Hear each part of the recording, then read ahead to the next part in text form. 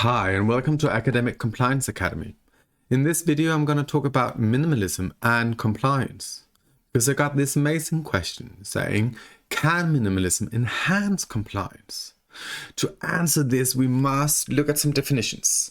So, I found this amazing definition on minimalism by Jane Ibsen Piper. She's a lawyer, she's a writer, she's an influencer, and I'm going to link to her in the comments of this video. So, she defines minimalism in this way.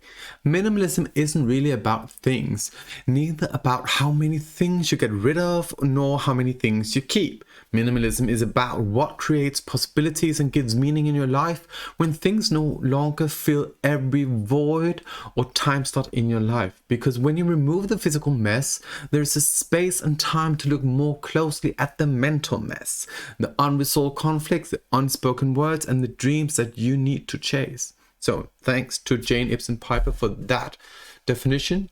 So how does that relate to compliance? We must look into the definition of compliance. So an actor is a complex organization and it conforms its behavior. So there's something about behavior, we also see that in minimalism, to a set of norms, regulation, or requirements. The norms, regulation, or requirements are external and internal. The behavior of the actor is influenced by incentives of compulsion, since the actor would not necessarily be conform with the norm without the incentive. The incentive may also origin from the internal alignment with core values. The actor behavior is not limited to the functional character of an action, but includes an underlying understanding and execution of how the actor will ensure conformity with the given norm, regulation, or requirement. So is there a link here? Well, there is. So in general, my answer to this would be yes, minimalism can enhance compliance. And why can it do that? Because minimalism is about aligning your core values with your actual actions. So no, it's not about just throwing out all your clothes. It's about saying, so what do I really need? What do I need to make me happy?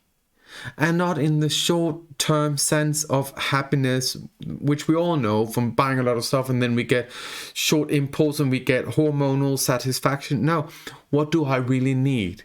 Because when we exclude everything that is in abundance, well, we see our goals clear and we can thrive to that. We can fight our ways to get better, and there we can see some similarities between minimalism and compliance, because when minimalism really thrives to get an essence and get a hold of what are your core values and that you need to align your behavior to that, what you're doing is essential for the exercise of compliance and to be compliant, because you cannot be compliant if you have no understanding of your own core values, and if you're not even able to try to change your behavior so it aligns.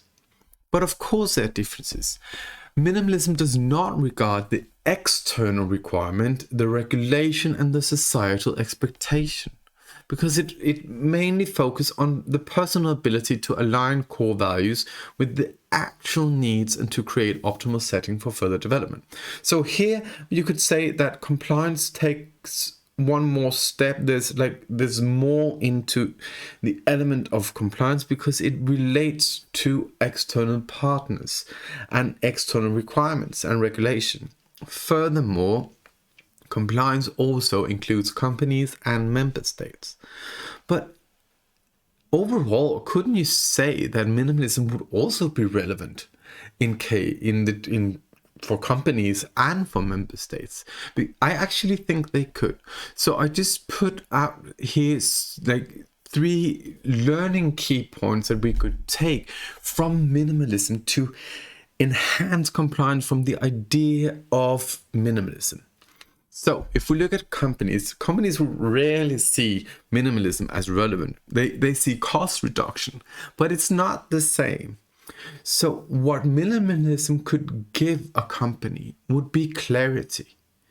by trying to exclude everything that isn't abundant, processes, way too much bureaucracy or elements that can interfere and make the state and the core values kind of blurry in a corporation. If you could get rid of that and try to think in terms of minimalism, you would get a more clear understanding of your company, because you would look at the aims and see, so do we really need this much office space? Could we align our values in a sense so it also aligns with our employees and maybe get more loyalty? And even if a company really succeed by using minimalism, they could make it much more clearer for their employees to understand what the company is about. And that would be a really good step to enhance their own compliance commitment and their own compliance level. Because first, you cannot be compliant if you do not know what to be compliant with. And that is getting to know yourself and also be willing to get rid of things that you don't need and change your behavior.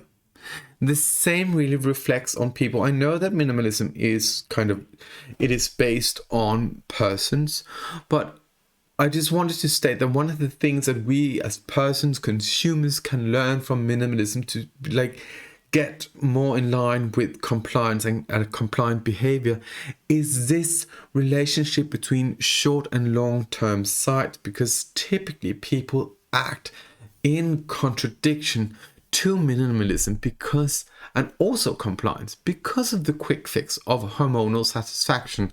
As if we buy stuff online, we tend to buy more than we actually need just because it gives us pleasure.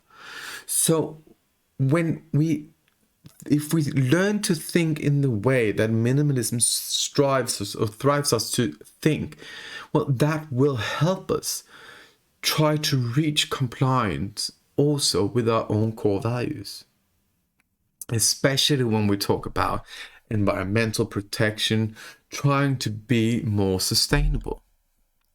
At the last step, let's try to just say member states. Could member states learn something from minimalism? Well, they actually could, because typically we tend to regulate upon a crisis or at the back. When member states, when governments regulate, they do it as a reaction to something. This is not always the best thing, because when you react to something and you regulate as a reaction, you just put more regulation in.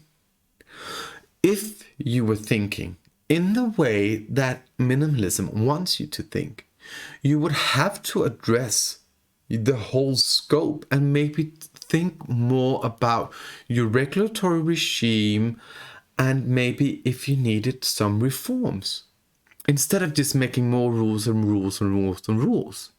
So instead of reacting, you would actually be proactive and try to change stuff. And in that sense, member states could also learn something and from minimalism to enhance their own compliance.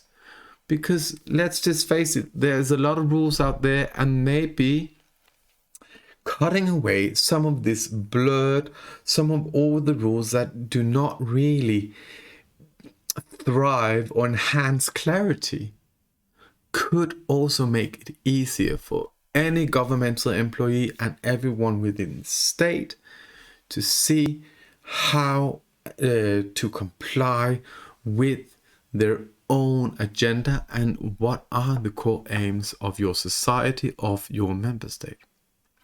So this was just a short video on how actually we could take the thought process of minimalism, typically only address persons, people, and see could we use this in terms of enhancing compliance.